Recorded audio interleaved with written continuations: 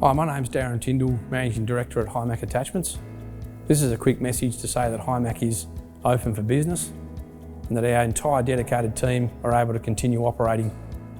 The three ways we can achieve this are all 52 of our staff are working in productive isolation, so where staff can't work from home, we've introduced zones and groups to prevent the spread of COVID-19 within Himac and the community.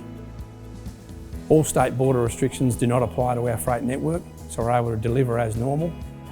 And we also have the ability to produce attachments and stock levels within multiple states.